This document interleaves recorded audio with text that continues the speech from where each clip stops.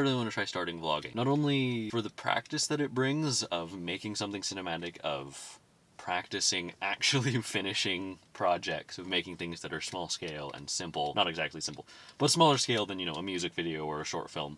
Something that is really more on me than on anyone else, as well as myself for future record of what I've done, of the memories, particularly since anyone who knows me, not actually strictly true, anyone who's talked to me, not actually even anyone I've actually told, I'm planning on going at least one mission trip, and I really feel God is leading me towards foreign missions, in particular short-term video work missions.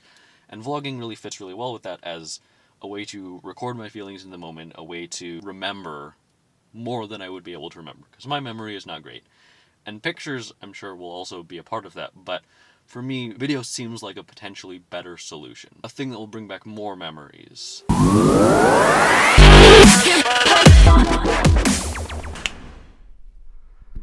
Hopefully that's enough for a sync. Fun fact, camera's actually mounted upside down by the GorillaPod to a beam in the ceiling, so I'm gonna have to like flip this, which is not remotely hard to do, but I just find it kind of funny. I'm gonna take a picture of it, and I'm gonna put the picture up on the screen right now.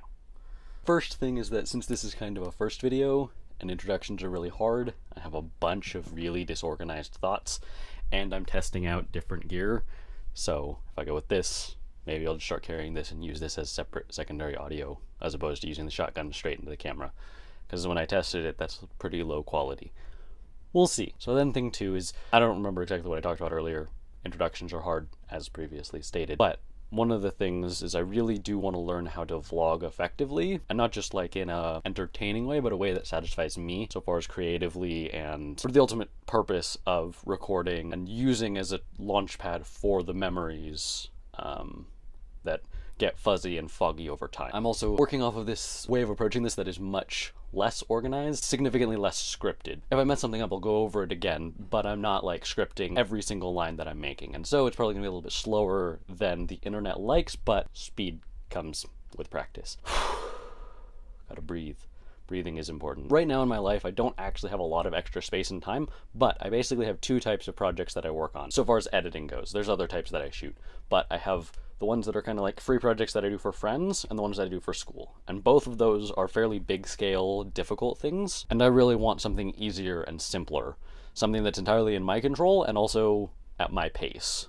I'm gonna aim for like a video a week, but I'm not gonna promise that because this is pretty low on my priority list, near the bottom. One of the other reasons I really wanted to start vlogging, and in particular the way this is going to impact my life, is I'm gonna start carrying my camera with me everywhere. I don't know about this audio recorder, we'll see, but the camera, well, the GorillaPod is coming with me everywhere. That's to counteract something that I've started falling into already, which is this let my gear sit on a shelf, not be used to gather dust. And that's one of the things that I think is most inspiring to me about Casey Neistat, is that he runs his gear into the ground. Like, he has some nicer cameras that he doesn't use very much. He uses those more for more professional shoots. But so far as his other gear, he just runs it until it breaks, and that's like a badge of honor to him. Not something to be avoided, something to be careful with, but it's something that is an achievement because it means he's using his gear. And I agree with that perspective, and my gear has not done that. I've been kind of like waiting for something to change, and I picked up a couple of really useful things like a GorillaPod, and I bought a shotgun, but both of those have been here for a couple of weeks, and I haven't really started vlogging yet. So I really want to push back against that natural tendency to let things sit. I have enough film gear that just sits. I don't need my camera to be that, and I want my camera to be something that I use, something that actually gets damaged and eventually destroyed because I've used it that much, because I actually love it, because it's a tool that I actually use in my everyday life, not just one I pull out every 6 months when I have a shoot. Another reason that I have found is somewhat invalid as to why I haven't started vlogging yet is I feel like my life is somewhat uninteresting. Not strictly true. Life right now is largely uninteresting. It's, you know, doing school and important life stuff outside of that. Not so much any adventures, and if not strictly boring, my life lacks a really consistent character to the things that I do and the places that I go. Casey has the fantastic backdrop of New York and his office, and he hasn't always had that, but those things really do help solidify the feeling, the vibe, and the consistency with his videos. And even more so, he himself and the things that he does, even as they change, all range within this filmmaking kind of category. For me, that's not nearly that consistent. I don't feel like it's quite that my life is uninteresting, but my life is so varied, and I'm such a full person. Like, I consider my personality and interest to be broad enough that it's really hard to categorize and solidify into something simple enough to be conveyed via a video. Editor's note, I think that's true of all people, not just me, but I think that YouTubers practice and become very effective at solidifying and simplifying themselves down so that they can easily be conveyed over video.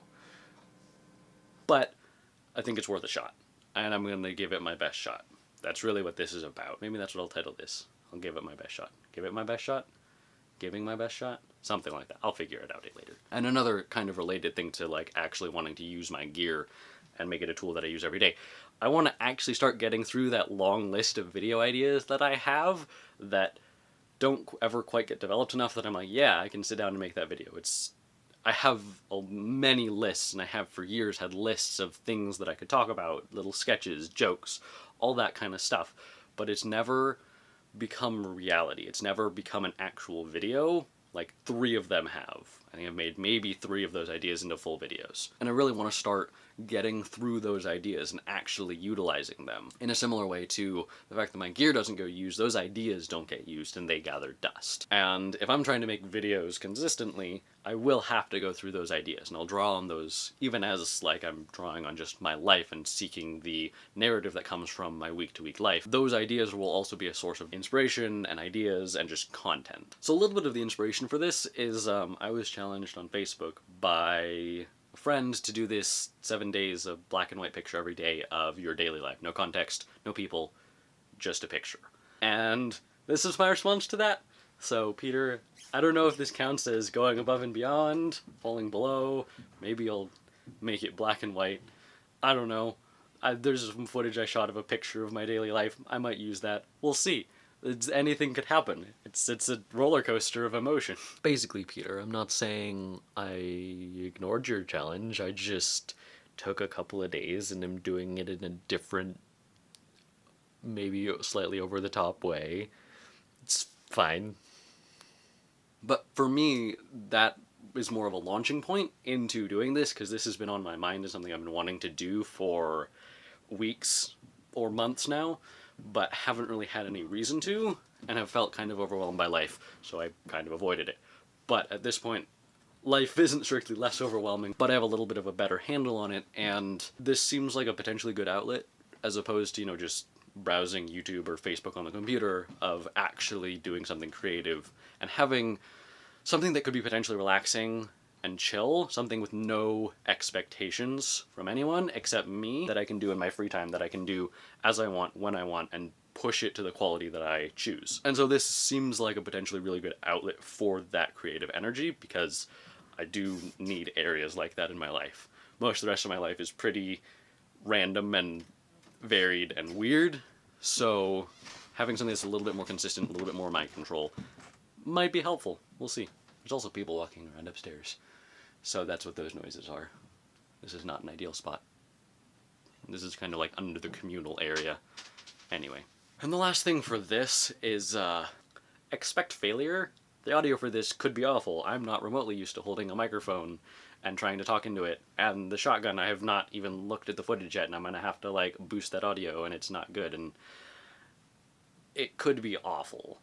So there may be a lot of reworking and other effort that goes into this to figure out how to do it with the gear that I have right now in a way that's still high quality. Because audio quality, you might not notice it unless it's bad, but it is pretty important to me. It really needs to be something that I don't find distracting. I don't need it to be perfect. I'm not that perfectionist. Hank Green recently made a video that I could not actually get a link to, but it was really good, talking about how he does so much, and it's getting it to 80% quality. And so that's kind of what I think I need to aim for here.